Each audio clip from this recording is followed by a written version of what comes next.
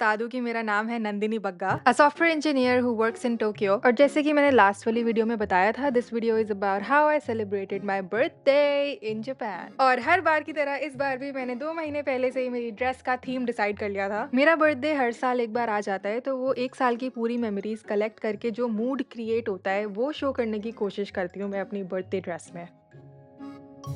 उसके बाद हम गए इंडियन डिनर करने विद माई जापानीज फ्रेंड्स, जिनको आपने पहले देखा ही हुआ है, एंड माई इंडियन फ्रेंड जिसका पहला दिन है आज जापान में। दिस इज तान्या एंड इसका बर्थडे 4 साल में एक बार आता है। तो क्या आप गेस कर सकते हो कि इसका बर्थडे कब आता है?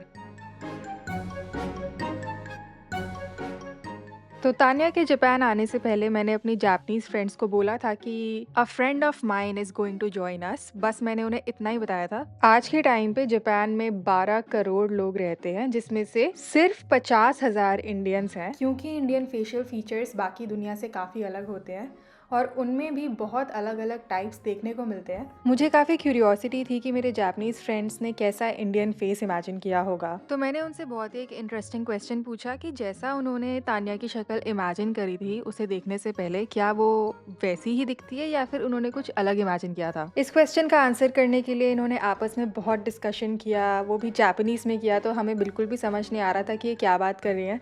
बट इन्होंने काफ़ी टाइम तक एक दूसरे के साथ डिस्कस किया कि इसका आंसर कैसे देना है। इन्होंने इनफैक्ट रेस्टोरेंट में भी देखा कि जो बाकी के इंडियन लोग आए हुए हैं वो कैसे दिख रहे हैं, फिर मेरे फेस की तरफ देखा और फिर इन्होंने जब फाइनली आंसर दिया तो इन्होंने बोला कि इन्हें पहली बात तो इन्हें पता ही नहीं था कि जिस शख्स से मैंने मिलवाने वाली हूँ वो लड़का होगी कि लड़की होगी।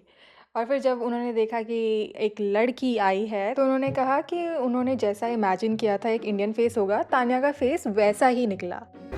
You look like beautiful Indian girl, I imagine. हाँ, Like not too features are not like too standing out. You know, in a way. If you told me like you're mixed, that would still make sense. Honestly, comparing Nandini and Tanya, we look the same.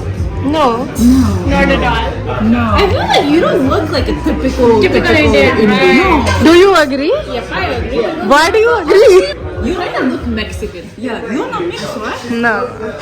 तो जैसा कि आपने अभी सुना, इनको लगता है कि मैं मैक्सिकन दिखती हूँ। फिर इन्होंने मुझसे पूछ के कंफर्म किया कि कहीं मेरी एथनिसिटी मिक्स्ड तो नहीं है, Indian with a mix of some other ethnicity. फिर हम गए एक जैज़ बार में, और ये स्पॉट उन लोगों के बीच में पॉपुलर है जो कि एक्चुअल में जैज़ म्यूज़िक फील करते हैं। और ये था मेरे बर्थडे का मेन इवेंट।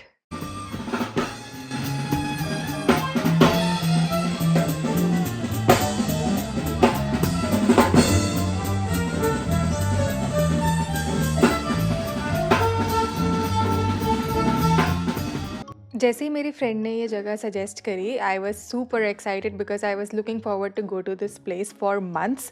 लेकिन मैं 1 मिनट के लिए टेंशन में चली गई कि यार ये जगह बुक कैसे होगी। मेरी फ्रेंड ने बस कहा कि just leave it to me, और फिर उसने पूरा प्लान बना लिया और हर छोटी चीज़ का ख्याल रखा। जब कोई आपके लिए कुछ प्लान करता है ना, तो वो बस एक प्लान नहीं होता, वो उसका टाइम होता है, एफर्ट होता है, जो वो आपको अपने माइंड में रख के बना रहे होते हैं। वो प्लान पूरी अटेंशन दे रहे होते हैं हर डिटेल को, and it's just so precious. क्योंकि मुझे पता है अगर मैं किसी के लिए ये सब प्लान करने बैठूं तो कितना टाइम लगता है, कितने लोगों से बात करनी पड़ती है, कितनी प्लानिंग लगती है। तो जब कोई ये सब मेरे लिए करता है, that means everything to me.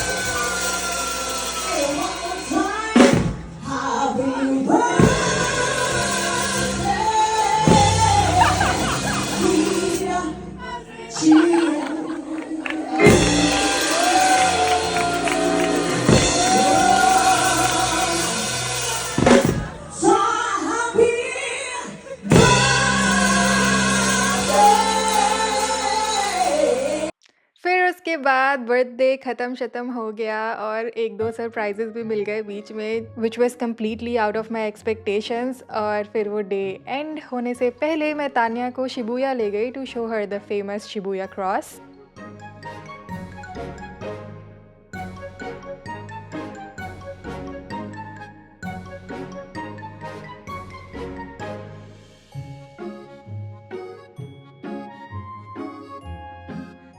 फिर मैंने तान्या को ये जापानीज़ मार्शमेलो ट्राई कराई जिसमें चॉकलेट थी। और फिर नेक्स्ट डे सुबह उठते ही the first thing in the morning that we witnessed was snowfall.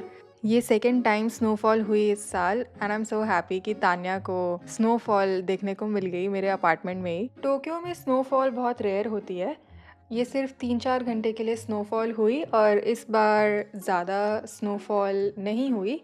पिछली बार इतनी ज़्यादा स्नो थी कि मैंने एक स्नोमैन भी बनाया था जिसकी फ़ोटो मैंने इंस्टाग्राम पे पोस्ट करी है। If you want to check it out you can go there.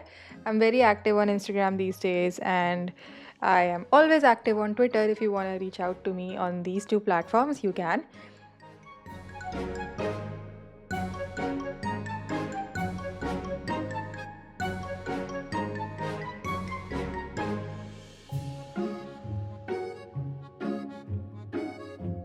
उसके बाद मेरे तो वर्किंग डेज स्टार्ट हो गए, लेकिन तान्या यहाँ वेकेशन पे है तो वो घूमने गई थी और मैं तो काम ही कर रही थी। फिर उसने घर आके मुझे बताया कि उसने क्या क्या किया, कहाँ कहाँ घूमा, क्या क्या ख़रीदा और ये एक एक करके वो मुझे दिखा रही थी कि उसने कौन कौन सा सामान ख़रीदा। सबसे पहले उसने ख़रीदा chopstick holder, which is funny because she doesn't know how to use chopsticks yet. फिर उसने लिए ये जापानीज़ फैंस और उसने ख़रीदे ये post cards, they're so pretty. और उसने लिए ये बुक मार्क्स जो कि किमोनो पहनी हुई लड़कियों की तरह दिख रहे हैं। और उसने ली ये दारुमा डॉल, ये जापानीज़ ट्रेडिशनल डॉल है जो कि विश मांगने के लिए ली जाती है। आपको इसकी एक आँख में एक विश मांग के ब्लैक कलर करना होता है और जब वो विश पूरी हो जाती है तो फिर आपको उसकी सेकेंड आई में भी ब्लैक कलर करना होता है। दारुमा डॉल अलग अलग शेप्स एंड साइजेस में आती है। उसने एक छोटी वाली भी ली जो कि ये ग्रे कलर की है।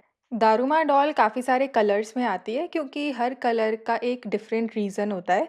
तो आप चैट जीपीटी से पूछ के या गूगल करके पूछ सकते हो और उस हिसाब से डिसाइड कर सकते हो कि आपको कौन से कलर की दारुमा डॉल चाहिए, क्योंकि ये एक्चुअल में जापानीज़ ट्रेडिशनल कलर्स जिसमें इन्हें कलर किया गया है। फिर हमने डिनर में खाया rasam, rice and Japanese mushrooms. बस फिर ये डे यही एंड हो गया and I hope you like this vlog. I hope you like how I celebrated my birthday in Japan with my lovely dear friends. लेकिन बर्थडे सेलिब्रेशन यहीं पे and नहीं हुआ। तान्या और मैं ओसाका, क्योटो एंड नारा घूमने गए थे जो कि दिखेगा आपको अपकमिंग व्लॉग्स में। सी यू देन।